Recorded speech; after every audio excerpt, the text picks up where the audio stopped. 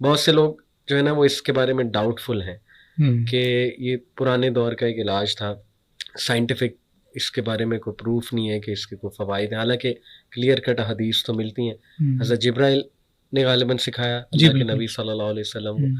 اس کے بارے میں پھر یہ بھی کہا جاتا ہے کہ کچھ خاص ڈیٹس ہیں، انہی ڈیٹس کو یہ کرنا چاہیے. تو حجامہ کے بارے میں تھوڑا سا اگر آپ گائیڈ کر دیں کہ اس میں کن کن امراض کی شفا ہے، اور جیسے کچھ لوگوں کو مائیگرین ہوتا ہے، سر درد ہوتا ہے، یہ بہت کامن ہے، پھر کیا انفرٹیلیٹی کا بھی کوئی اس میں تعلق ہے، یا بڑھاپے کی جو ڈیزیزز ہوتی ہیں، اور ڈیٹس اسپیسیفک ڈیٹس پہ ہونا چاہیے؟ جی علی بھائی، ایسے ہے کہ حجامہ عربی کا لفظ حجم سے نکلا ہے. صحیح. اس کا معنی ہوتا ہے ایکسٹریکٹ کرنا، چوسنا، نکالنا. تو جو میں نے ابتدائی گفتگو میں آپ سے استفراغ کا لفظ بولا تھا، جی، تو یہی استفراغ ہے کہ جسم سے اب طبیعت کا جو ہمارے جو جسم کا جو مزاج ہے نا، جی، اس کو سمجھنے کے لیے ایک چیز جان لیجئے کہ ہیومن باڈی جو ہے نا یہ سیلف کریکٹنگ مشین ہے. صحیح. اپنی اصلاح خود کرتی ہے. صحیح. اس سے بہت ساری ایسے ہمارے ایلیمنٹس ہیں جو خود ہی یہ ٹھیک کر لیتی ہے. مثال کے طور پہ گلا خراب ہو جاتا ہے، آپ صرف یہ کہ ٹھنڈے پانی سے اگر آپ پرہیز کر لیں اور کوئی فرائیڈ چیز یا اسپائسی چیز نہ کھائیں تو بغیر کسی میڈیسن کے ایک آدھ دن میں ٹھیک ہو جائے گا. تو یہ کون ٹھیک کر رہا ہے؟ صحیح. یہ سیلف کریکٹنگ مشین ہے. بالکل ٹھیک. تو حجامہ جو ہے یہ ایک بہت بڑی نعمت ہے. اللہ تعالیٰ نے جب نبی کریم معراج پہ تشریف لے کے گئے تو فرشتوں نے ہر آسمان پہ آپ کو کہا علیک بالحجامہ یا محمد صلی اللہ علیہ وسلم کہ آپ اپنے لیے امت کے لیے حجامہ کو رائج کریں. اور پھر ایک حدیث میں آتا ہے کہ سیدنا جبریل علیہ السلام 3 مقامات کے بارے میں رہنمائی فرماتے ہیں. کحل اخدعین کے بارے میں. اخدعین جو ہے یہ کان کی سائڈ سے لے کے یہاں تک یہ اخدعین کہلاتا ہے، اور یہ شولڈر کے بالکل وسط میں جو اسپائنل کارڈ کے سینٹر میں وہ کحل کہلاتا ہے. تو یہ بیسیکلی ہمارے امیون سسٹم کے لیے بہترین پوائنٹ ہے. اور ایسی امراض کہ جنہیں طبیب بھی نہیں سمجھ سکتا.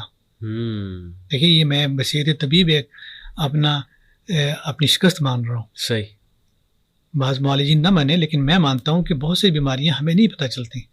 ہم نبض بھی دیکھتے ہیں تو اللہ سے دعا کرتے ہیں کہ سبحانک لا علم لنا الا ما علمتنا انک انت العلیم الحکیم، کہ اللہ ہمیں تو کچھ پتہ نہیں ہے، آپ ہماری رہنمائی کر دیجئے. بے شک. تو ہم تو اپنی عقل و خرد کے ہتھیار پھینک دیتے ہیں. صحیح. نبض، اور حقیقتاً کئی دفعہ ہمیں سمجھ نہیں آتی. تو اس کے بعد جب اللہ تعالیٰ ہمیں سجائی دے دیتے ہیں کہ اس بندے کے اندر یہ مسئلہ ہے، یہ بڑی کمپلیکیٹڈ مشین ہے یہ. صحیح. اور مینوفیکچر سے بہتر سے کون جانے گا. بالکل صحیح. بڑی سمپل سی بات ہے کہ ہم لوگ اپنی گھڑی کسی اچھی برانڈ کی ہو، اپنی گاڑی اچھی برانڈ کی ہو تو کمپنی سے ٹھیک کروائیں گے. تو جب اپنی باڈی جو ہے جسے ہم اچھا اگر سمجھتے ہیں تو وہ مینوفیکچر سے رجوع نہیں کرتے. تو یہ رویے نہیں ہونے چاہیے. تو حجامہ جو ہے یہ ہمیں رہنمائی ملی نبی کریم صلی اللہ علیہ وسلم کے ارشادات سے. تو یہ ہم ہوتا کیا ہے کہ جو ہماری جسم کے اندر ایک وائٹل فورس ہے، جیسے ہم طبی لغت میں قوت مدبرہ بدن کہتے ہیں. صحیح. وہ تدبیر کرتی ہے صحت کو بحال کرنے کی. وہ ہمارے جسم کے جتنے بھی ٹاکسنز یا ریزیڈول جو میازماز ہوتے ہیں وہ سپرفیشل ایریا کی طرف ایکسپیل کر دیتی ہے. جی جی. مطلب باڈی کے اندر سے تمام جو وہ اجزاء جو جسم کے لیے نقصان دہ ہو سکتے ہیں وہ سپرفیشل ایریا کی طرف آ جاتے ہیں، اور وہاں سے ہم اس کو ایکسٹریکٹ کر لیتے ہیں. اس کو حجامہ کہتے ہیں.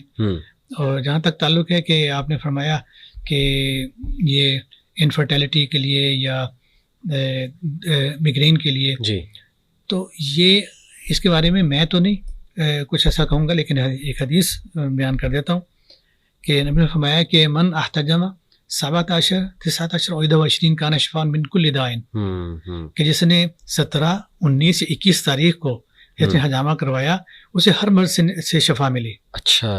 اب ہر مرض میں آپ یہ بتائیے، اگر تو آپ مگرین کو مرض سمجھتے ہیں تو پھر تو اس میں داخل ہوگی وہ. اگر انفرٹیلٹی کو یا پی سی اوز کو یا کوئی اور ڈیزیز کو آپ سمجھتے ہیں کہ یہ مرض ہے تو اس میں داخل ہوگی. تو طبی میدان میں اس سے بڑی خوشخبری اور کوئی ہو نہیں سکتی کہ ایک سسٹم کے اندر قیامت تک ہونے والی ہر مرض کا علاج آپ کے پاس ہے.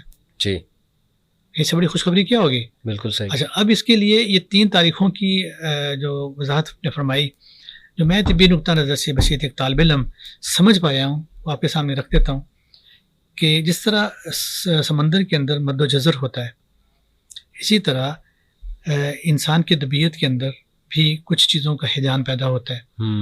اس کو ابن سینا نے بھی اسی طرف اشارہ کیا صحیح کہ وہ کہتے ہیں کہ تاریخ 2 تاریخ کو منع کرتے ہیں. ایک جس دن چاند غروب ہو رہا ہو, اچھا وہ 30 غروب ہونے سے بعد اگلے دن طلوع نہ ہو رہا ہو, وہ 30 ہو سکتی ہے 31 یا جو بھی رقم آتی ہے, تو 1-2 تاریخوں میں جسے ہندی میں اماوس کی رات کہتے ہیں. اچھا جب چاند نہیں نکلتا تو اسے اماوس کی رات کہتے ہیں. اس دن ابن سینا منع کرتے ہیں. اچھا اور اس کی وجہ کیا بتاتے ہیں کہ اس دن جو طبیعت ہوتی ہے وہ تعاون نہیں کر رہی ہوتی کہ ایسے ٹاکسنز کو باہر نکالا جا سکے.